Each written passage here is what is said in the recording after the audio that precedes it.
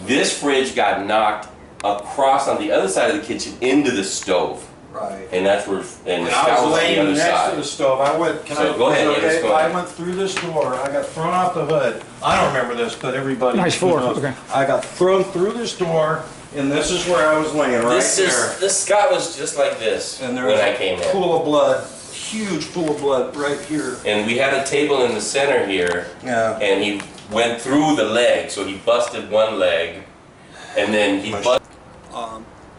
I knew that if I didn't forgive this person for hitting me, that it would carry such baggage and anger and displaced whatever that it would destroy me. In 1991, Scott was rear-ended in traffic. He had 4 major surgeries on his spine. He suffered paralysis in his left arm and his right foot. He spent 5 years through this ordeal, falling into deep depression and various levels of addiction. After his 3rd surgery, he almost died from pneumonia.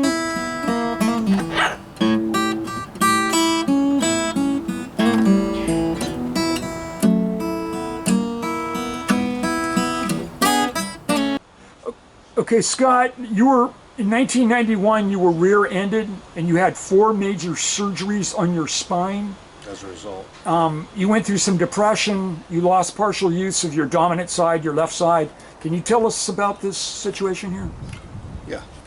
So I decided to go down to my favorite music store, Guitar Showcase, where I teach. And back then I was just a customer. And I went to pick up a friend of mine who I ran a recording studio with. And on the way to go pick him up, I head south on Highway 880, and I have to go over the freeway and across it to get to his house. So I get off at the Cloverleaf. I drive up around the Cloverleaf up to the top of the intersection. It's not a stoplight, it's a stop sign. So I stop at the stop sign. Behind me, I see a catering truck coming up very fast, and he didn't stop. And a 12,000-pound truck with a bunch of people in it as well rammed me in the back of that and pushed me out into the intersection. I was dazed. I had my hands on the steering wheel. I remember that because when I pulled my hand off the steering wheel, I felt this sharp pain in my arm, and then I kind of felt my hand and I touched this 3rd knuckle, the pad right below the 3rd finger, and it's like I could have gone through the roof from the pain. So I knew something was wrong. So my buddy came and we went to the emergency room, and they treated me, and they said, you have whiplash, and they sent me home. I was feeling pretty messed up. What I didn't realize at that time was I had a lot more going wrong with me. So I would go to the doctors, and the doctors were like, oh, you're okay, you know, you don't need an MRI. And I finally got pissed off, and I asked my regular doctor, not my orthopedist, to have an MRI done. Well, sure enough, we did the whole MRI, and the first thing we saw was a herniated disc at C5-6. Well, I had lost strength in my left arm, so that made sense. That's where that C5-6 controls those muscles, as does C6-7 down here. So C5-6 and all of the discs above C5-6 all the way to C1 had some sort of bulging in it too. So I had the choice of either fusing that one disc or fusing them all. So I chose to have just the one disc fused. I had that, started to recover from it, and then a few months later I woke up one day and my right foot wasn't working. And by that I mean when I walked, I could not pick my ankle up. I could not do this with my foot. It's called foot drop. So I didn't feel any pain, but it was numb down there. So I called the doctor, and they said, you have to come right in. We're scheduling you for emergency surgery. You have something very wrong. And sure enough, I had a completely demolished disc at L5-S1, which was causing paralysis in my right leg. So they went in there and they did a laminectomy, which means they carve out part of the disc and then they leave the rest in there. Well, they did that, but that failed.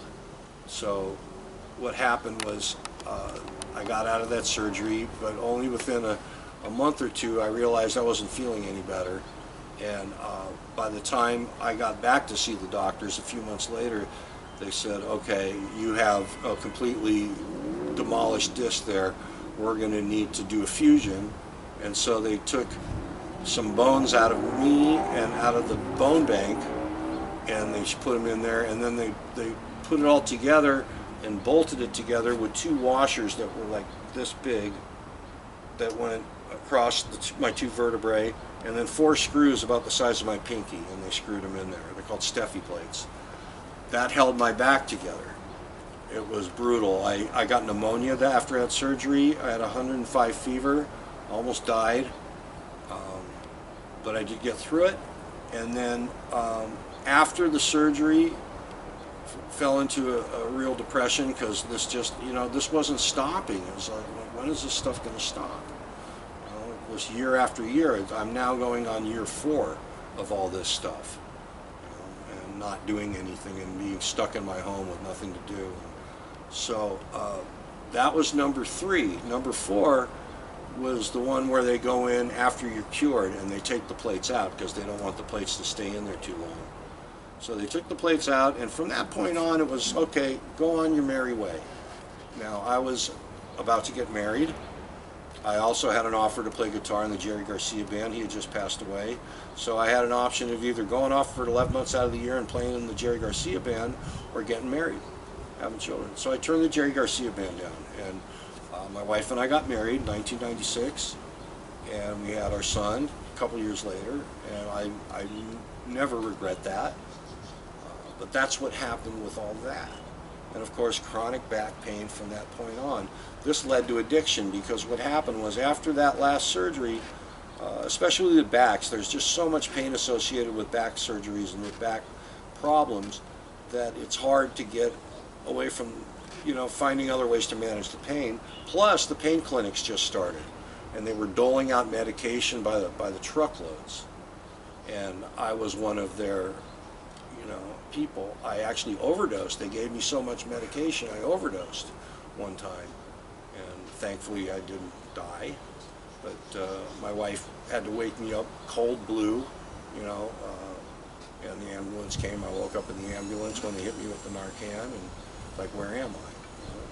So that was that part of it. Like I said, the last surgery was a simple one. They just had to go in and take the plates out. It was real easy to recover from. But unfortunately, the consequences of all this surgery was that now I had a drug addiction. And for years and years and years, I used those medications, not to party with, but to try to kill this pain. I went from being a semi-professional athlete to a guy who was basically crippled. I stopped playing guitar. I stopped doing everything. Things didn't become fun for me anymore. A negative attitude. I really got negative. I might have been the nicest, most supportive, bubbly guy in front of you, but when it came to my own stuff, I was very negative and, always looking at the dark side. And that was just a bad way to be. In 2010, Scott was broadsided at an intersection by a car traveling at an extremely high speed. He suffered a broken vertebrae in his back. After being seriously injured by a car for a second time, he started to lose all hope.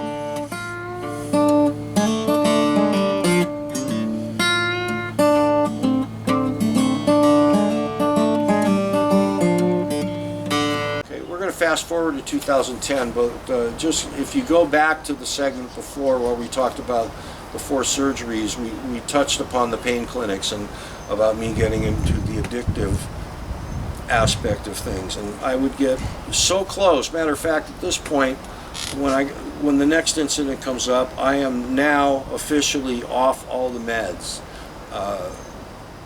During that time, before I got hit, I started going to the Kaiser Pain Management Group, and they basically saved my life, because they got everybody clean, and they taught us all these new and different ways to manage pain. And a lot of what I teach other people now comes from that class.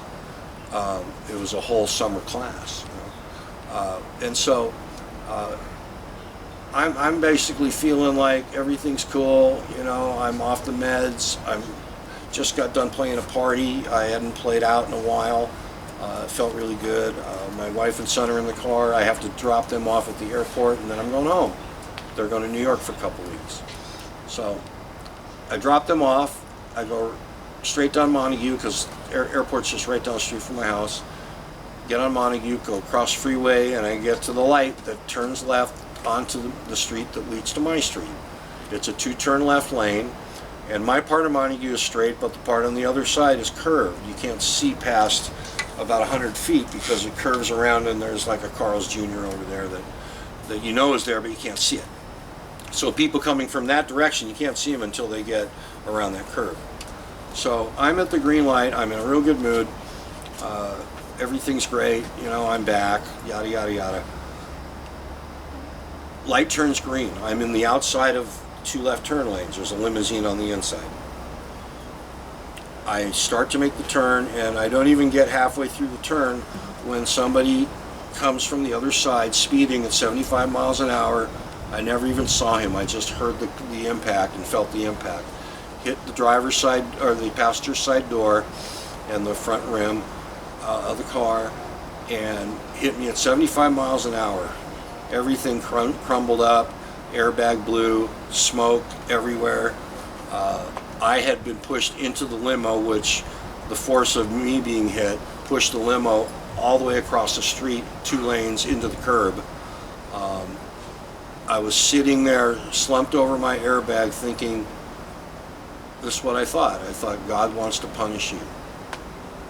You know, you just can't seem to get it together. Here you are, you know, what, you must be doing something wrong.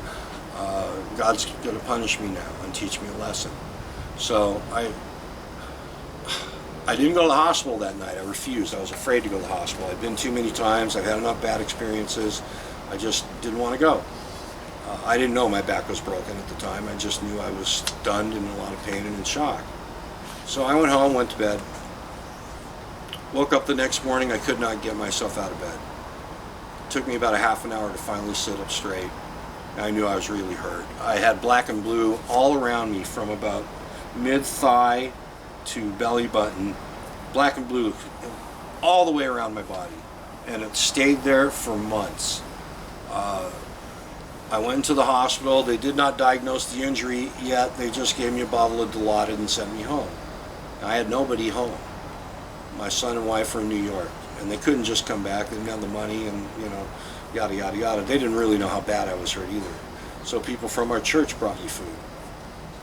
But I was very depressed. When Julie finally got home, we got tested, and sure enough, I had a cracked vertebrae at L4. So I had a broken back, and then Julie lost her job, and then a month later she lost the insurance because she missed a payment.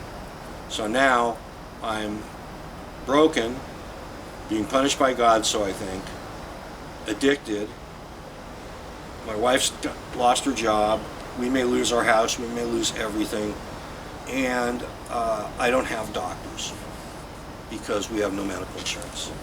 So that was a year of complete depression, reclusiveness, not answering the phone, all that. Basically just giving up. The only thing that kept me going was my family, knowing that I couldn't die because they still needed me somehow, even though I wasn't able to contribute much.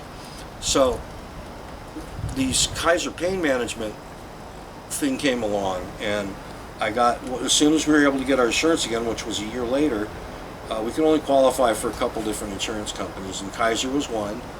And they had a bad reputation back when I was a kid, so I was a little hesitant. But when I started seeing the doctors there, I really liked them. And then I went ahead and I got into this chronic pain clinic. And that's when things started to get better for me. I started to be able to, I still wasn't managing my pain great, but I was getting better at it. I wasn't taking any drugs, and I started playing music again. And I taught myself how to play guitar again and how to sit again, because sitting and playing the guitar hurt. So I had to figure all that out. I had nerve jolts in my arm that I had to get rid of, and I got rid of those by exercising, and they went away. But back in that other state of mind, none of that would have worked because I'm just was screwed, and that's just the way I saw things. So it was shift in attitude, you know, was the main thing.